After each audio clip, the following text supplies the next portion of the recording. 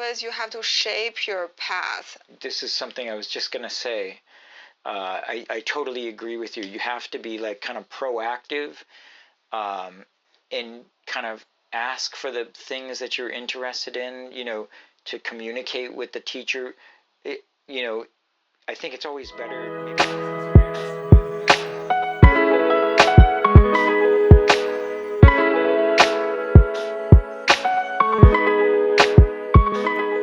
Hello everybody, welcome back to the Current Art Podcast. I'm Yaqing, and today I have a guest, Andrew Demirjian, who is the intern director of a interdisciplinary media art program in New York City.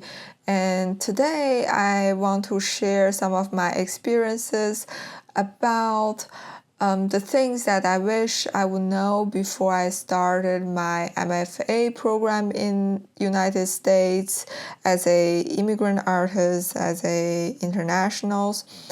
And Andrew also want to share one of his classes that he designed is a collaborative audio walk class that they made a project together about Young Lords organization that emerged in 1969 in New York City.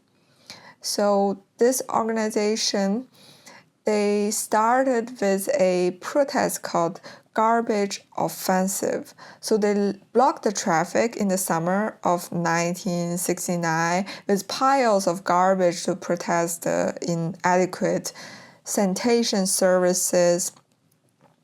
And the organization is mainly led by Puerto Ricans, African Americans, and other communities of colors in New York City that they ask for more health resources, for example, improved sanitation services, lead paint detection, like free breakfast for children and testing for tuberculosis, and safe reproductive rights for women.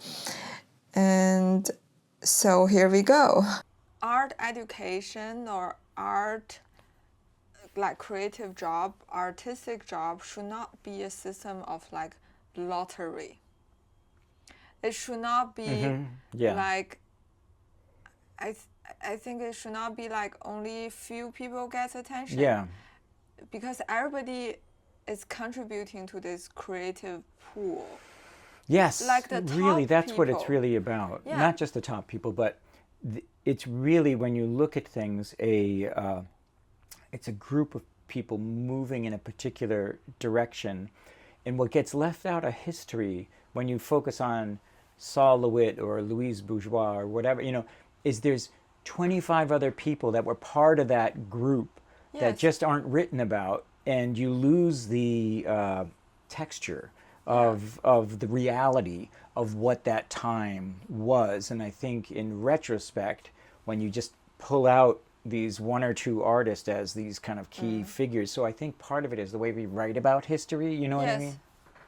And that everyone expects their reality to match that, and it doesn't work that way. We're all just kind of doing our thing, and then someone somewhere says like, these 5 people are, were key figures of this movement. But there was something else I wanted to talk to you about what you were just saying, but I wanted to sneak in something somewhere about a positive element and not just be full of negative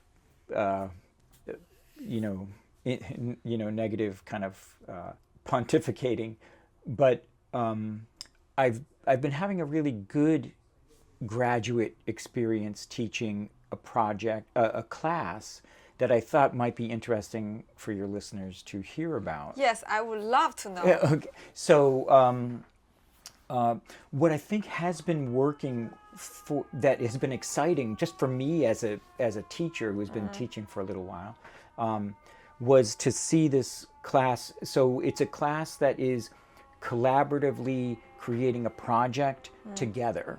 And so each person gets to do their own little part of it, and everyone's doing separate research, but it's all for I don't know if I'll pause for the fire engine.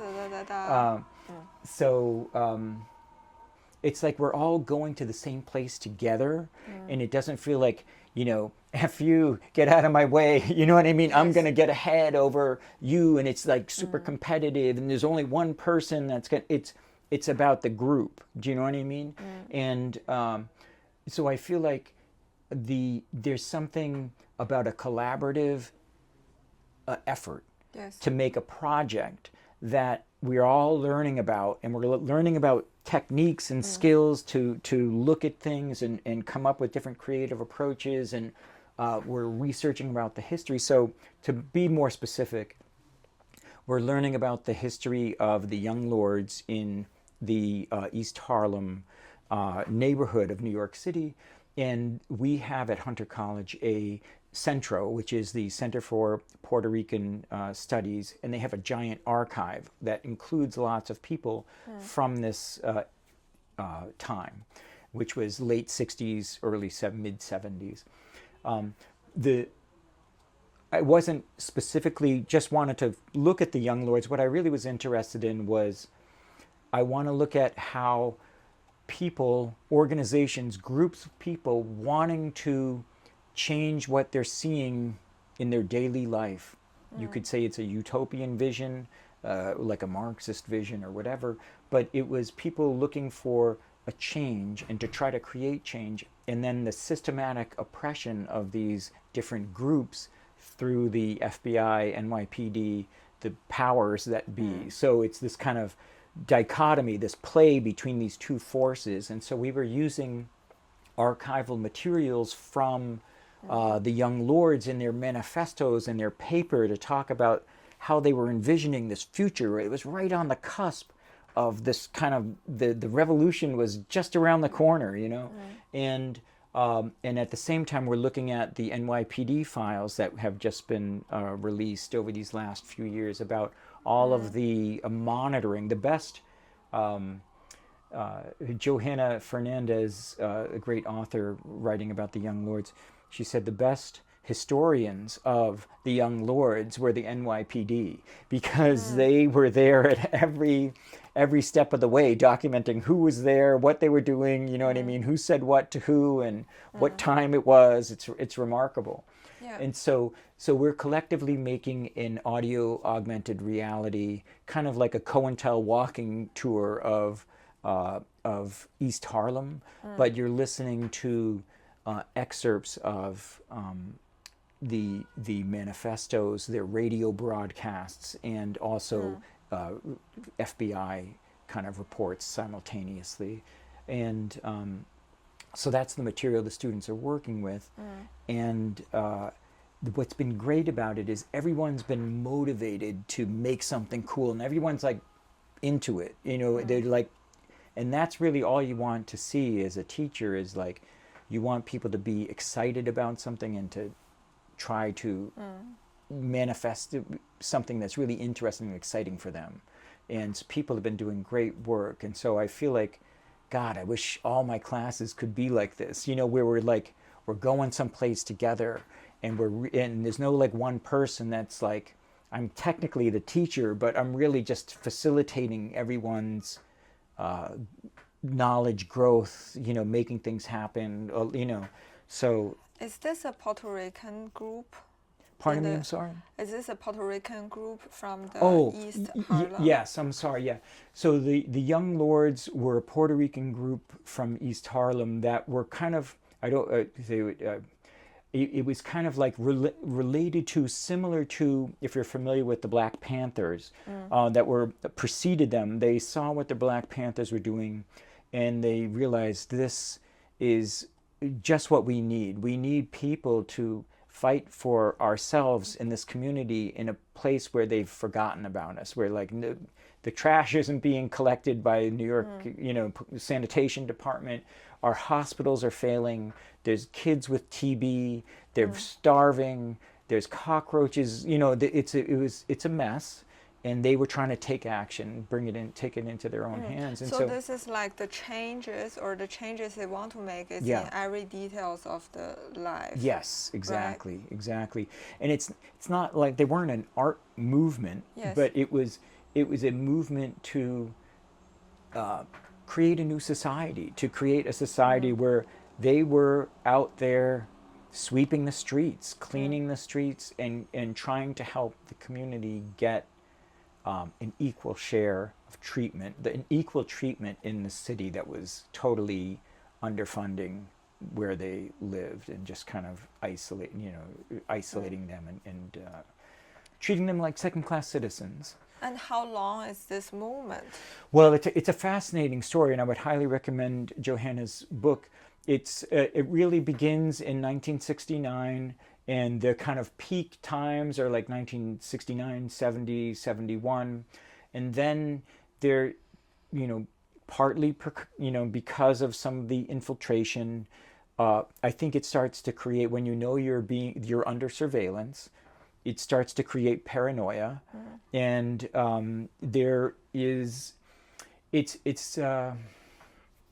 and so, long story short, there's some internal conflicts that start to kind of kick out the original members, and then bring in new people that kind of have a different ethos, and it just slowly fizzles out by the mid 70s or so. There's other very successful organizations that are similar, and so my hope was that this was just a starting point, and that it could branch out to other movements that wanted to work in a similar way to improve people's lives. And so but this has been like a really positive experience that I feel like everyone is learning so much, including myself, and I'm really excited to see how the final projects are going to come out, and I feel like it's something that I would like to see continue to have a life, and it's something that I'm hoping will be available for the public soon. Yes, what inspired you from like having a more conventional class setting to this very collaborative and project-oriented class setting? Yeah. What has changed? Yeah. One thing I should have mentioned is it's also really community-focused. Yes. And so what we're setting up is a framework to then what we want to do is have events at Centro where we can say, if you were in one of these breakfast programs that the Young Lords were doing, if you were a child that was part of this, or if you were there participating in the garbage offensive, we want to hear your story. And so we would then add their voices to our piece. And so we're kind of setting up a kind of framework, the bones, but we would love to have community events that keep enriching the project and making it grow with people that were there personally and experienced everything. This class doesn't cease when the class is ended. Yeah. But it's keep continuing to grow because of you are not doing just a project, you're building a framework for more people to join. Yes, and this is the kind of thing that we're thinking about, and the new president here, I think, is really excited about supporting. And we're trying to think about we have all these old models of like, this is a class, it starts here and it ends here. It's like the president of this Hunter College, not Donald Trump. Oh yeah. Just worrying about this little detail. Yes. I'm so sorry. Thank you. That was a very important point. So, President Cantor seems to be excited about supporting.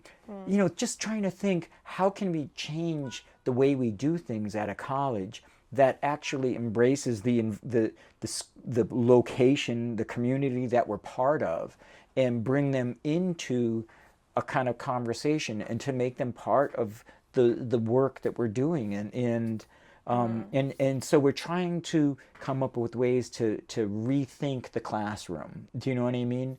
And so to me, this is kind of exciting.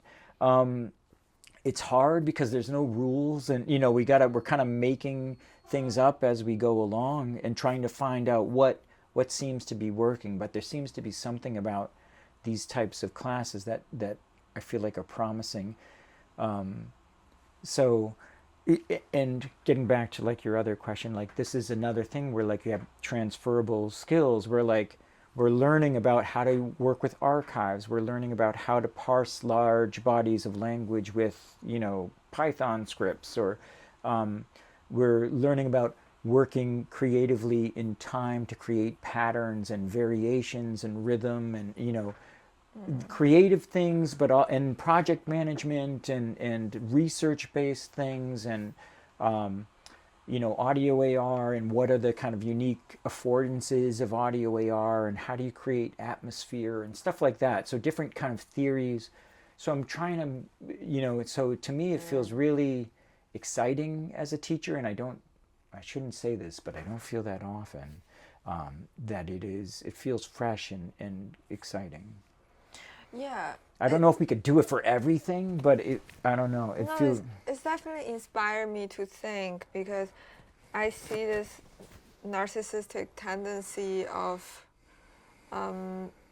like creating a mirror for the society to be projected on, but I see what you're doing is something that's very different, because of our values is embedded in the group of people. Yeah. That we look for the values in relationship to other people. Yeah. And then this morning I was actually reading the book from Paula Freire, this Brazilian pedagogist. Yes, and then, he wrote a book about pedagogy of the oppressed. Yes, yeah, it's a famous book. Yeah, he was saying truly human knowledge emerges only through the invention and reinvention, through restless, impatient, continuing, hopefully inquiring human beings pursue in the world, like with the world and with each other. Yeah. I think he was saying that this curiosity and this wanting to know one another, like about your neighbors, about the district that you live in, and digging in the histories of the specific areas is small part of the world, is not mainstream, but then we are involved, we are being involved somehow, that we are not left alone in our like studios and separated, isolated, and then we want to build a culture, a society that is utopian, but also like we think about, or I think about, this utopia should be a collective imaginative force.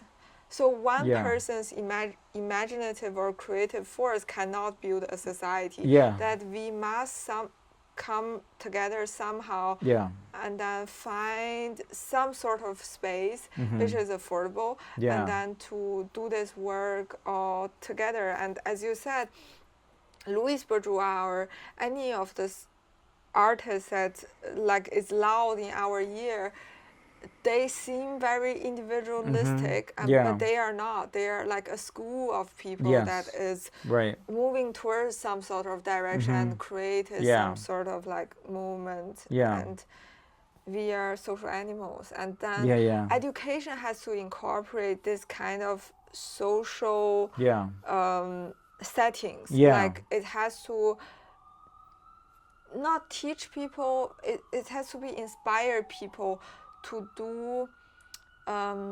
social collaborative work together. But it's not like you should teach people how to be on Instagram, but you should teach people, or institutions should inspire people to be in group settings and doing meaningful work. And I think that's, to me, there is interest here just at Hunter, but across the country there are people trying to find these models. You know what I mean? And I think it's really about support and there's a deliberate attack on education of all types, from higher ed straight down to kindergarten right now, and it's a very purposeful attack that's happening. And we have to use, I think, these kinds of models that embrace the setting of where we are, and bringing people in and explaining what we're doing and why this is, what, and be part of it. That, I think, will go a long way to trying to get people to understand what we're doing here. We're not just in it for ourselves or to create these, but we're gonna try to be like, I hate the word successful. I want, you know what I mean? I want to kind of be able to like exist in a more kind of present, happy, less anxiety, treadmill to oblivion kind of way, like we were talking about in it's so I think that if schools can try to look for methods that are working, that are different from how we've been approaching things, I think, and tailoring them for our particular situations, there's hopefulness there. But it's part of this. We can maybe talk about the attack on education separately, but I understand what you're saying, that especially for getting out of this anxiety, I think that maybe the key word is always the action, but it's an action that is tangible. Yeah. Yes. I think we have to make tangible actions. Yeah.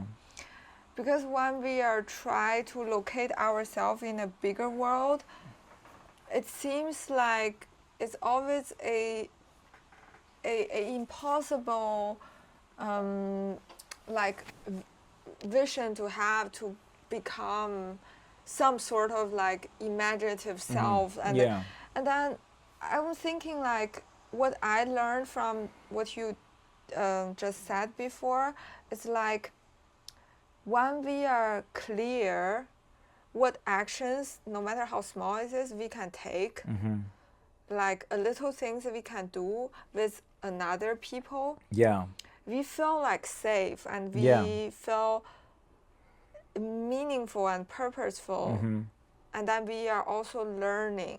And this should be an automatic process. But this process, I can imagine, it needs a lot of organizing work. It needs a lot of curation work. Right. Because of, I can imagine, a classroom setting, not everybody is very familiar with this whole history, and not, you're learning together, of course, but I'm just saying, for example, as an immigrant or as a person who doesn't speak English as a first language, so I would have like trouble to understand what's the different relationship between FBI, NYPD, this young lord in the East Harlem, Black Panthers, and then the Latin Puerto Kings, Ricans. That like knowledge I acquired after being here for like several years, but not at the first time when I stepped into America. So this is not advice, but I did feel left out when I was first time in this program. I'm sorry to hear that. No, I have a story. Sorry, this is bringing the tone down a little bit. I'm sorry, but I wanted to share, like, I think people should be aware of this like different knowledge system that we have. It's not like you as a person who coming out of like other country, you know less than Americans. No, not at all. But it's just because of you acquired different kind of knowledge sets. And I remember the first time when I was in a class online, when I was sitting in Turkey, in Istanbul, and then this is a class, like theory class, and they were talking about, for example, Mexican borders with San Diego. I remember it's a city. Okay.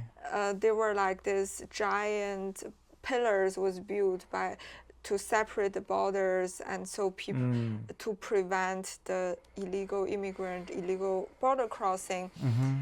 And also there were this topic about all over the America, like the ground zero topic, and I felt like it was an attack, because I hope so much at that class the teacher would help us to build a foundation of the knowledge, or to give a reminders of foundation of the knowledge, so everybody is on the same page. Like I'm not sitting in across the world and never been to America, and then like all of a sudden I have to talk about like border conflicts with Mexico. It's a little bit impossible. Yeah, it's fascinating to hear that, important to hear that for me, you know what I mean? I'm the interim director of the program, and and this is stuff that I think when you are just teaching, you don't realize that person doesn't have this same, there's maybe half the class that has totally different bearings on, that maybe aren't from the United States, and that don't share the same kind of common foundation like you're talking about. And so and to think about how do you build that into the educational system.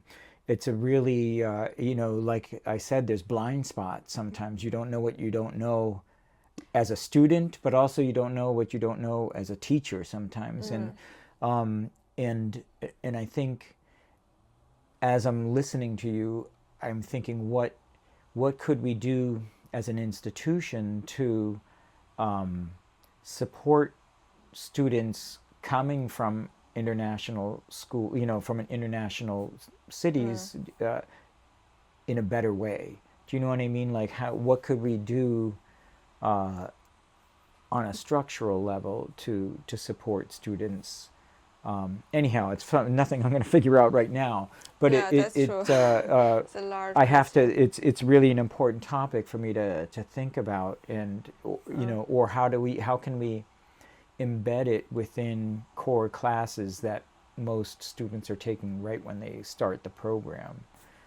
It's tricky because we don't have everyone starting at the same time, and if you did foundations in every class, it would get boring. But we'll take this thought offline maybe and try to figure out.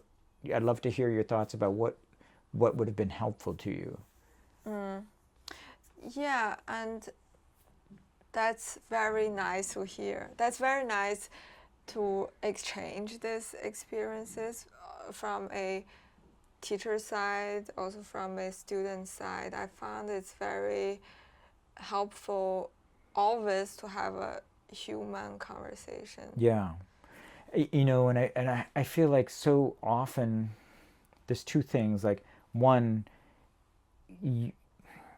if you reached out to the teacher and said, I would love to have more context for what we're discussing, and I hate to put the onus on you, the student, but I think it would be helpful for them to know, oh wow, I've got to rethink what I'm doing. People are coming from a much different framework than I'm realizing. You know what I mean? Like, and so I would just want everyone to encourage students to talk directly to teachers, maybe after class, or you know what I mean, at some time. We want to hear what you have to say. We want to hear stuff like this that may not be occurring to us because we're trying to think, well, what are the coolest, most important questions or topics that are that are going to get people talking about things, and we might be missing something really important. So yeah, it's interesting. Can I provide you a answer why people are not doing that? I know. I feel like culturally, there's a lot of different cultures that that have this kind of thing about teachers being like, I don't know, not on a pedestal or something, or or uncomfortable speaking to teachers. What were you gonna say. Yeah, also like for example, Paula Fryer was saying like teacher and students relationship should not be like parental Yeah, relationship. yes, not It at should be all. like Yeah. a partnership. So Yes. they should be somehow equal. But for my experiences, I I mostly was in a Chinese education system, Yeah. and I learned I did part of my education in Germany, but that's like really smart part in comparison Okay. to my whole Yeah, yeah. experience. Right. So mostly we have a very large like class settings. Okay.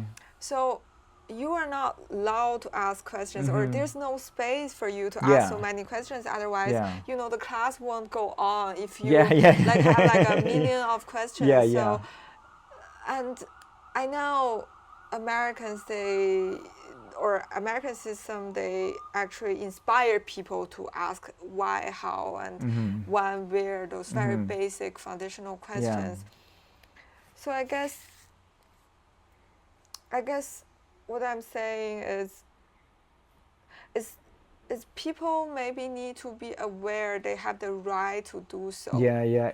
And that might be something, when I was talking about before they even come to a class, Yeah. the director of the program could sit with the new group of incoming students and talk about what we want to hear from you. You know what I mean? We want to hear how we can make your experience better, right from the start, and that you can, talk to your professors, ask questions, and like it's okay.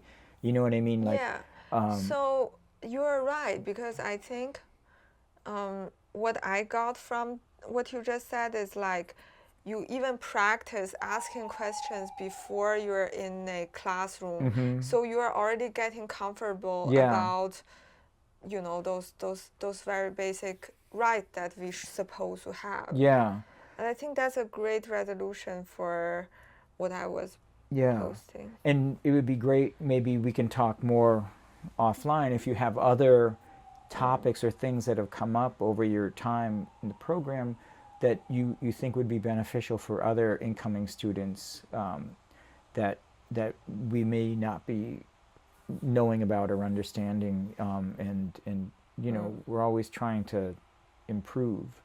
Yeah, It hurts me to hear when you had an experience like that Yeah. you know what I mean, but Yeah, because I consider myself as rather outgoing Yeah. already. So so I think somebody who is less expressive might have even more problems when they come to a new classroom setting or when they come to a system. Maybe what I wanted to say is MFA for artists maybe is like a surprising box. So they don't know what is inside. Yeah. And it's not a ticket to guarantee to go somewhere. Yeah. And even though it could be a good experiences, there's a Yeah. lot of work, collaborative work needed for both from the teacher side and Yeah. also the student side to make it happen. So I think it's always you have to shape your path. This is something I was just going to say. I totally agree with you. You have to be like kind of proactive, and kind of ask for the things that you're interested in, to communicate with the teacher. I think it's always better, maybe not, sometimes in the class, but also after the class, to say like, I'd like to know more about this. Can you tell us more about, you know what I mean? Like, you get what you know what I mean? You kind of are responsible for your own, and God, I hate even hearing these words come from my mouth, but like, you want to kind of, in a way, you're responsible for if you feel like something's not going the way that you want it to try to kind of communicate it to get something that you do want to have. Do you know what I mean? Like, with what I'm trying to say is, if you're in an MFA and don't just sit and suffer, talk to your teacher or the director of the program and communicate your feeling, and I would imagine 99% of the time people want to help fix whatever the issue is. In that it's something that they don't even realize what they're doing is a problem, you know. Yeah, it's a really good note that you're giving. I think not only in MFA settings, but in every setting of your life, actually, if there's something wrong, you should not suffer. Yeah. Most likely the person or whatever the situation, like people are stressed, there's not enough time, you know what I mean? Like they're under all these other things and they don't realize there's a blind spot that they're missing. And if you don't say anything, it's just going to keep going, you know, and they don't realize, oh my God, how could I have not thought of that? You know what I mean? And so it's super important. So I think, you know, but also just being proactive and like, you can go to different colleges to take a class and to study with that particular person and this history professor, or take some kind of weird thing that is off the beaten path of a regular MFA. You know, you can take these like 3 classes typically outside of your program that can count towards your MFA. And so there's all sorts of ways that you could kind of build the thing you want to be, you know what I mean? And to really think deeply about what you want and where you want to go, and not in a like, I want to be a success kind of thing, but more in that kind of like, where do we want to go together kind of way. I don't know. This is Thank you so much. This is very nourishing to me, and I'm sure it's very nourishing to the people who is like listening right now. Oh man. Thank you. You are so great, and feel free to reach out. I mean, if people are listening and want to talk, I'm happy to just email me if you want. If you're interested in this program or any of the stuff that we talked about. Yeah, could you give us your email? Oh yeah. Oh, hunter.cuny.edu. Sorry. Okay, I will link it below. Yeah, the link is a better way to go. Thank you so much for watching and listening. I'm available on YouTube Podcasts, YouTube Music, Spotify, Apple Podcasts, and Pocket Podcasts. See you next week. Ciao, ciao. Bye.